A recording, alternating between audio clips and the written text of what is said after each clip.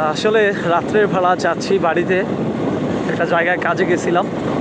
প্রতিমধ্যেই আমাদের সামনে একজন পথযাত্রী সাইকেলে করে যাচ্ছে, আপনারা দেখেন। তো আমি যখন ওনার পিছনে আসি দেখি উনি সাইকেলটা খুব স্পিডে চালাচ্ছে। তো তখন আমি আসলে অনুভব করতে পারলাম যে আমার লাইটের আলোয় ওনার হয়তো উপকার হচ্ছে, বা উনি দেখতেছি সাইকেলটা খুব স্পিডে চালাচ্ছে, কারণ ওনার সাইকেলে লাইট নেই, বা উনি কিন্তু আমাদেরকে বলেও নেই যে ভাই আপনারা আমার পিছনে আসেন। মানে আমি বুঝতে পারলাম এটা হয়তো একটা সৃষ্টিকর্তার, কি বলবো, লীলা খেলা বলে না আমাদের আঞ্চলিক ভাষায়, সৃষ্টিকর্তা অত চাইছেন, চেয়েছেন যে এমনটা হোক।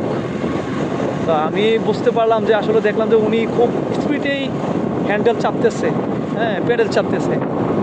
তো আমি ধীরে ধীরে যাচ্ছি আর কি ওনার পেছনে। আমি কিন্তু এই মুহূর্তে ওনাকে ওভারটেক করে আরও অনেকটা জায়গা চলে যেতে পারতাম। আমি আসলে ভিডিওতে যখন আসছি তার আরও আগ থেকেই কিন্তু উনি আমাদের সামনে পড়ে। তো ভাবলাম আসলে এই ভিডিওটা করি। তো অনেকে হয়তো কমেন্ট করবেন যে আপনি উপকার করছেন, আবার একটা ভিডিও করা লাগে নাকি। আসলে না, আমি এই ভিডিওটা করতেছি এই জন্য যে আমার ভিডিও দেখে আরও অনেকে হয়তো উদ্বুদ্ধ হবে, হয়তো সামাজিক মানবিক কাজে নিয়োজিত হবে, নিজেদেরকে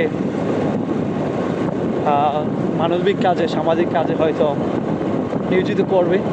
আমরা দেখি না মাঝে মধ্যে হাইওয়ে রোডে অনেক সময় অনেকে দেখি যে ভ্যান বা রিক্সাকে, মোটরসাইকেল থেকে, বিভিন্ন গাড়ি থেকে পায়ের শক্তি দ্বারা হেল্প করে।